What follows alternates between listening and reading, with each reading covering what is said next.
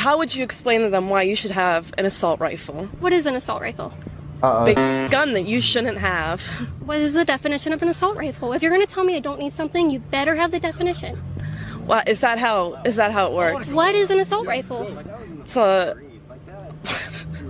I'm being honest. I don't know what the exact dictionary definition. Let's talk about what. No. Yourself, Don't put it on your fucking YouTube channel. We will check it out at Liberty Hangout. Girl goes crazy at stupid conservative girl.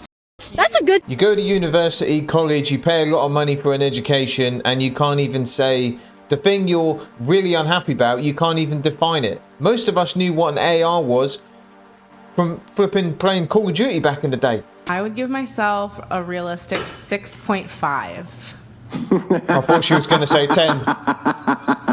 Okay. Oh my God. Rude, Andrew. Okay. Pull yourself together, Andrew. Oh, wait, I wasn't muted? I'm sorry. Yeah, dude, we could hear. We heard that, Andrew. Oh, I'm sorry about that, man. we can see you too. I was laughing at something my chat said. I think 6.5 is a bit generous, but I honestly thought she was going to say 10. Because I can't tell you how many of these clips I've seen where girls will say, yep, I'm a 10, I am the definition of perfection. Make it make sense. I was reading about the 4B movement and hearing all these stories about how women just like their lives have improved so much since cutting out men entirely. I think so. And I was like, maybe I should do this. You know, like test it out. See how it feels. But then I like got real honest with myself and I was like, if I did this, if I cut out men completely out of my life, no dating, no sex, no marriage, no nothing, I know deep down I'd be doing it in the hopes of meeting a guy when I like least expect it. You know? I mean, just make that make sense. You're going to do a movement which you don't really believe in the hopes that you'll meet this horrible man anyway. I wish I had as much free time as these people, because the stuff they be thinking and doing is just mind-blowing. And one thing's common with this 4B movement, they've all got cats and Netflix subscriptions, haven't they? Concerns have you had about speaking out? That I'm gonna be like murdered. Like one day I'm gonna be walking down the street and somebody's gonna come up and like shoot me or something. That's a really scary thing to be worrying about at 10 years old.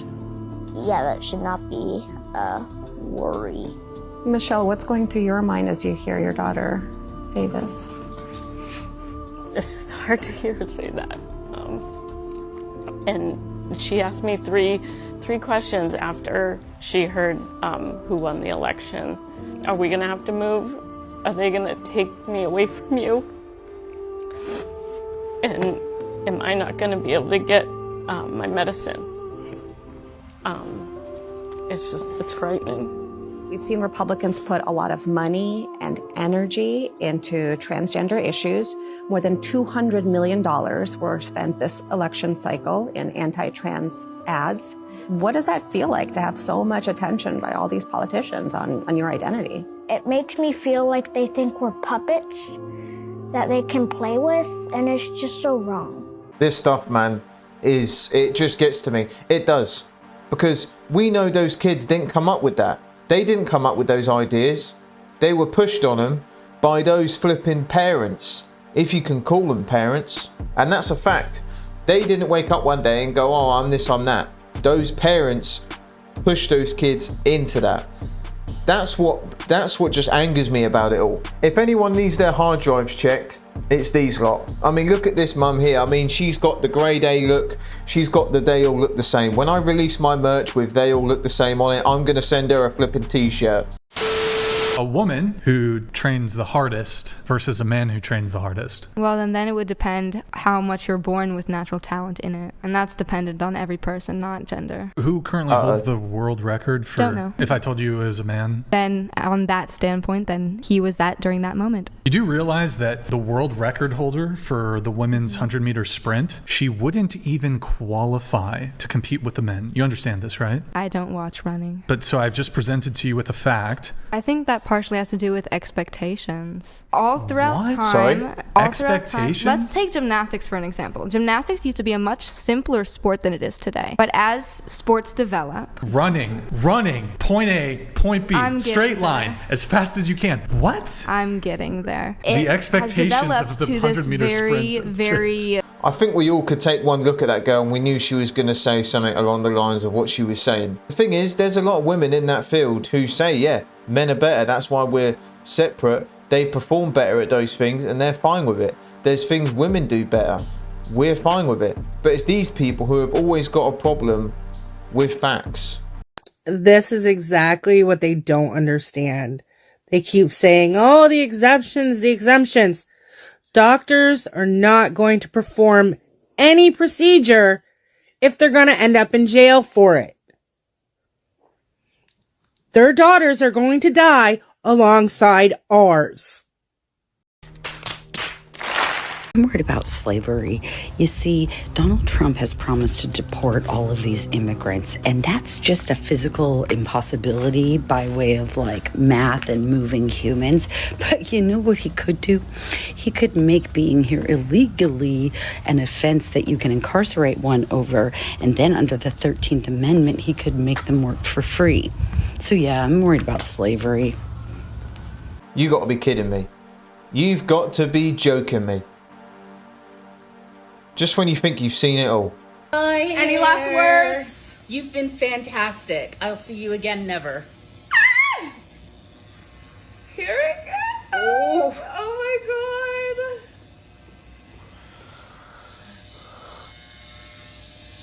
Oh, this is amazing. This is so cool. This is one of those deeply satisfying video points. Oh, yes. Just whoosh. That is yours. It's like confetti. The worst confetti ever. Do you want to keep this? I kind of do. Of course. Okay. So I anticipated that. I want to take it home and show it to my wife. She's aware that this is happening and she's super excited. She was like, oh babe, you're gonna look so good with a buzzed head.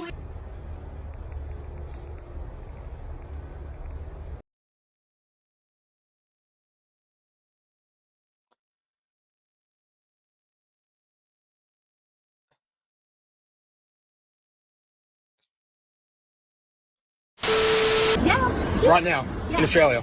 But you're still supporting the murder, that's the thing. I really don't think... I don't think so. I think you're a bit dense. You think I'm dense? Yeah. You're looking pretty dense yourself, I'm sorry to say. But, Don't Whoa. fucking fat shame my friend. get the f*** out of here. Fuck. And fatty, get the f*** off. They smacked him, to be fair. It's called congratulations, you played yourself. I'm sorry, but that did make me laugh. She literally smacked him, and then she said, "Don't fat shame my friend." Oh, I don't know what they thought was going to happen, and they quickly regretted that when they realised that that guy was going to fight back. And of course, the white knights are out there to save him, saying this guy is an aggressive guy. He shouldn't have done that. It's like these people don't see the fact that they hit him. Do people not watch that part, or is it just me? Because I don't want to see anyone getting hit, but if you're going to hit someone and not expect anything back, you live in a different world, clearly. The more you fuck around, the more you're going to find out. Legal doesn't mean ethical. So whether you're saying that your ancestors came here and legally committed genocide, or that they came later and immigrated legally according to American laws, this is a great time to talk about how incredibly and explicitly racist legal immigration in America has traditionally been. And why, for hundreds of years, while your family could immigrate to the United States, mine could not legally immigrate here until 1965. There's a few laws we're going to talk about. The Naturalization Act of 1790, the Chinese Exclusion Act of 1882, the Immigration Act of 1917, the Immigration Act of 1924, and finally, the Immigration and Nationality Act of 1965. The Naturalization Act of 1790 stated that only white Americans could be naturalized into citizens. That is the foundation of all immigration in the United States. That ultimately only white people could be citizens. The first Immigration Act to actually bar anyone else from coming was the Chinese Exclusion Act, which, as you can guess, banned Chinese people from immigrating to the United States. Now, the Immigration Acts of 1917 and 1924 are really important. The 1917 Act created an Asiatic Barred Zone, which basically said that anyone from any of these countries could not immigrate to the US. Now, 1924, things get really interesting. And a quota system per country is created. And this quota system is based off of previous census data. Here's an old New York Times article talking about the new act. It says, effect of new immigration legislation described by Senate sponsor of the bill is to preserve racial type as it exists here today. And through these quotas, Germany could have 67,000 immigrants a year, Italy 42,000, Russia 24,000. But the entirety of Asia got 1,066 visas, and the entirety of Africa, the continent, got 122 visas. So basically, to legally immigrate into the United States until 1965, you just had to be white. We can go by all this, and we know a lot of those numbers that are presented to the public about immigration and whatnot, they're not the actual figures. They're not going to present the real numbers. But anyway, second to that, these people advocate for this and they say it's the white man that, you know, is the problem. So when people be like, okay, well, if you want to help the problem, you know, we can get some illegal immigrants in your house. You can house them, feed them, clothe them. They don't want to do that. They don't want to do that. So I would suggest making other TikToks, probably, because everything you're saying just sounds like a load of nonsense to me. They're dropping like flies. I lost one of my clients today who clearly was a Trump supporter. People still going on about this. And they sent me a message. They never cancel their appointment. They don't have the courage to cancel their appointment. And it's just fucking rude. But anyway, she messaged me after I had messaged her, like, hey, I had you down at 3, just making sure you're on your way. I'm making sure you're okay. And she wrote back, Dear Tiffany, spelled my name wrong.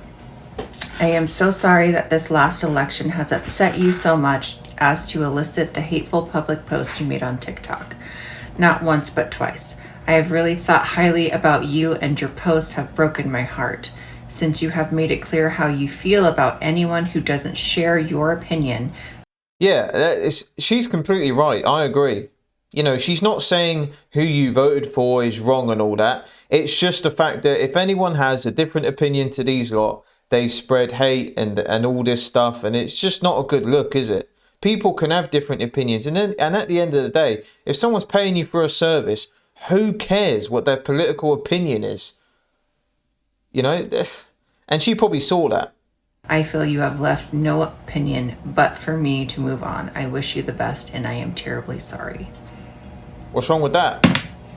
So, just continuing to lose clients, and I would rather go work at Chipotle, and I was not lying when I said that I was headed to my Chipotle interview, because I... What's wrong with working at Chipotle? Did apply to Chipotle because I'm not going to ask for a handout, and it's been a rough year. I'm a single mom, and my ex-husband does help me out a lot during this time because I refuse to ask for help. But I would rather go and do what I need to do and work at Chipotle after my 22-year career in this industry and refuse to let people feel comfortable in my space to support racism, homophobia, and misogyny and rape. What? I would rather go work there than have people feel comfortable in my space with that and that mentality. So, again, I'm reaping what I sow. I am suffering the consequences of my own actions. But I stand by what I said. I absolutely stand by what I said. And so if you see me working at Chipotle as a business owner and a salon owner of 22 years, say hi. Be kind, because this life is fucking hard. Oh no, if it isn't the consequences of my actions. Strikes again, done it? If you're gonna, as a business owner and people are coming to you for services, but on your accounts you're gonna push political stuff, especially labeling people the things she did, of course people aren't gonna like it and they're not gonna wanna go to her. If she's publicly belittling other people who don't have the same opinion as her, people are still going on about this. People really need to just move on, man. What a donut. I hate to break it to you boys, but if she sleeps with you on the first date, that is not a good sign. She does not want something long term with you. You're maybe just trying to get over someone, fun night, she finds you attractive. If she waits and makes you wait, she wants to marry you. Well, I can agree with that. If a girl is trying to pounce on you every opportunity she gets the second you meet her, that's probably not her first rodeo. I'm not saying she's a bad girl, but you just got to keep your eye on those ones. And I'm going to apply that same logic to men as well, because men who are doing the same thing, they probably have met her and they've categorized her as not relationship material, so he's just trying to use her for what he can get. Because let's be honest here, any person with self-respect and morals isn't going to sleep with a stranger they've just met. A lot of our holiday traditions this time of year are built around nostalgia, which lend themselves to little sentimental items such as ornaments with people's names or photos and other keepsakes like that. So I don't know which of you needs to hear this, but if you have a trans person in your life this holiday season, be mindful of those sentimental items and let them decide what to do. For example, my partner and I have a couple of Christmas ornaments that have our photos and my dead name on them. When we were getting out the ornaments, he picked out one of them and looked at me and just said, "What do you want to do with this?" For me, I appreciated that he, one, checked in with me before just deciding to hang it on the tree himself, and two, let me decide what to do with it. Ultimately, I decided I wanted to keep it, but I wanted to store it in the box. And that was that. Happy holidays, everyone. You can have a wig, you can wear a dress, you can have stupidly long nails and keep clattering them every 2 seconds to try and tell yourself that you're a woman when you know you ain't, pal. When you go for a number 2, how does that work with nails like that? How are you wiping with them? I know that's a bit vulgar, but yeah, that's the first thing I thought of. How are you wiping with them? I don't even want to think about that, actually. There's no way.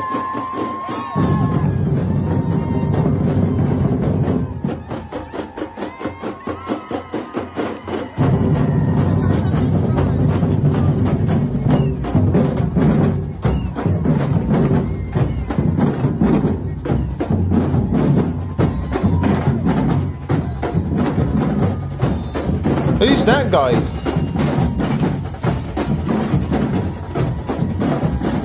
They all got the same look, didn't they? Stop it. Get some help. Being drawn by the statute. That was sort of like the starting point. The question was whether it was discriminatory because it applied to both races and it wasn't, necessarily invidious or whatever. But, as I read the statute here, the case here, the court starts off by saying that Virginia is now one of 16 states which prohibit and punish marriages on the basis of racial classifications. And when you look at the structure of that law, it looks in terms of, you can't do something that is inconsistent with your own characteristics. It's sort of the same thing. So it's interesting to me that we now have this different argument, and I wonder whether Virginia could have gotten away with what they did here by just making a classification argument the way that Tennessee is in this case. Yes, I think that's exactly right, that there is absolutely a parallel between any law that says you can't act inconsistent with a protected characteristic. It's really hard to believe that these conversations happen in places of power. And yeah, there are people out there this stupid.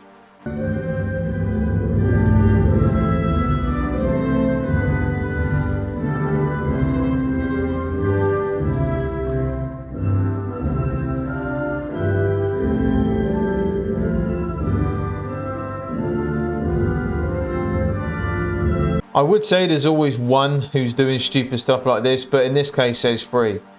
If that team and their values don't align and they don't agree with, the national anthem and all that, then why are you playing for that team then? Hey Kirk. My question is sort of a question/compliment.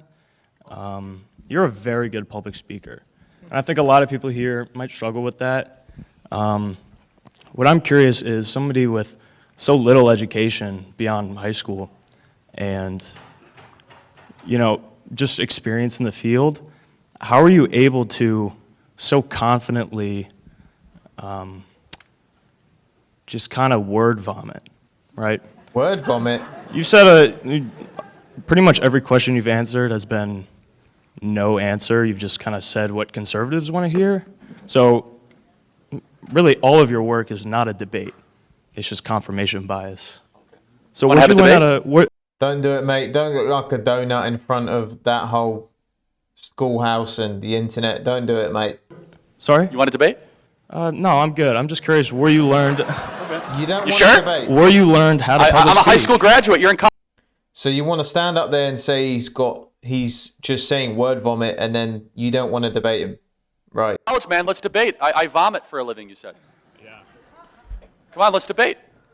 No, I'm not here to debate. That's not, No, that's not my question. you're just here to insult me. Yeah, you're a bad... Yeah, I am. Where did you learn how to public speak? Because you're really good at lying out of your ass. What have I lied about? Name one thing I lied tonight about. Name stats. Name a second thing. No, name a stat. I said that's wrong. You said 11 million jobs. You said 50%. Yes, of the 11 room. million jobs are open for blue-collar work according to Mike Rowe and according to 3 independent studies according to the Department of Labor. Name another stat. I said that's wrong. I guess my main point No, name a is third stat that I when said that's wrong. When you say a stat or you just say What a numbers, donut. it's helpful usually when you're public speaking to say where you got that information. Because people who disagree with you might not So think you're give me, credible. no, but you give So this guy just wanted to stand there and insult him. Yeah, that's pretty much, that was his main objective here, wasn't it? some examples. Where did I lie or say a stat that's not true? You need to work on not doing confirmation bias. Wait, hold on. No, but you come up here and say, oh, how did you with a high school education learn to spew BS? Say one thing I said that was wrong, misleading, unfactual, not rooted in data. One You're thing. doing it right now. I'm asking you a question. Yeah. I was just making a comment and you're spinning it. That's what you're really good at. That's why I think you're a good No, you public came speaker. up here and insulted me. I'm asking you, how have I misled this audience? And you come unprepared, like not with a single data. I thought you'd at least have like one gotcha, man. Like one number, like one thing. 11 million Yeah. job openings according to Bureau of Donut. Labor Statistics that require muscular labor and require just a 6-month technical training degree. That is true. At the apex, 15,000 people coming across the southern border every single day. I even said it's down a little bit. That is true. What have I said that's incorrect? What an absolute muppet. He was speechless after that. How can you queue up and then just insult someone on stage, and then you make out that he's stupid, and then when he asks if you want to debate, this donut says no? I mean, this guy has got the how to make yourself look stupid in public starter pack. Well, I have a 17-year-old trans son, and he came out when he was like 12 or 13, and What? it's been a long process, but he's doing really well, and I just want to keep my right to privacy and parental freedom in terms of making choices that are best for him. So has your son undergone any kind of hormonal or surgical interventions? Parents like this, man, I don't understand how they can just... What goes through their brain? I don't understand. I'm not the sharpest tool in the toolbox. I know that for sure. But this stuff is below me. I don't understand how these people have been given a brain and they've lived this long on the planet and they've come to the conclusion that a 12-year-old kid can come up to them and say that and go about saying that they identify as an LGTV and they're trans, all this stuff, and they just feel, yeah, that's fine, no worries. How do people get to that conclusion? I don't know. He did have to wait a long time. He went to therapy and all of that, and saw. I think you doctors need and it, all that, mate. And he just started that a year ago. Decided yes or no? Yes, he has. Okay, wow. And what age did that begin? 16. Oh man, 16. So you're here to defend the rights of parents to transition their children? No, parents would not be transitioning their children. I am defending the rights of parents to make the best medical decisions for their children. So if parents aren't transitioning their children, who are? The children are transgender, and the parents are supporting them to be their true selves. Aren't you engaging in the hormonal and surgical interventions? You're paying for them, helping your child do this? Yep. And what's the bettings that her son didn't have a lot of those views until this donut asserted them? That's my bettings. I mean, yes, as I would with any medical treatment for my child. We're just wondering, because we're here talking about this case. A lot of people think that children shouldn't be able to do that until they're 18, given that a lot of these procedures are irreversible. The hormone therapy is...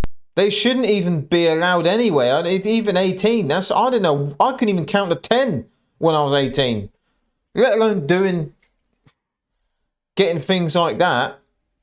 I mean, I got my first tattoo at 18. I didn't know what I was doing. And at least that's on your skin. You know, it's you can get it lasered off and whatnot. It's just a visible thing that can't change. But these people are doing stuff that is irreversible completely. A bad tattoo, you can. Eventually, for a lot of laser treatment. Like I say, I've had laser on some parts. And it's a long, painful, expensive process. But eventually, it will be cleared up. But with this... different ball game. And 18, too young. It wasn't really irreversible. His voice would remain deeper, but otherwise it would be reversible. And I honestly thought that would be the case with us too, that we would wait. But after years of therapy and all of that, we decided to go forward. So that's the whole point. Is it's a decision that parents make with doctors and therapists in the best interest of the child. So best interest of the child, yeah. Well. Let's be honest here, like I said earlier, her son wouldn't be going through what he's going through if the parents actually did their job and just say, look, this game you're playing, it's just a game, it ain't real. You can walk around in high heels and mess around like most kids do, but you're a boy, that's what you are. Parents don't do that anymore.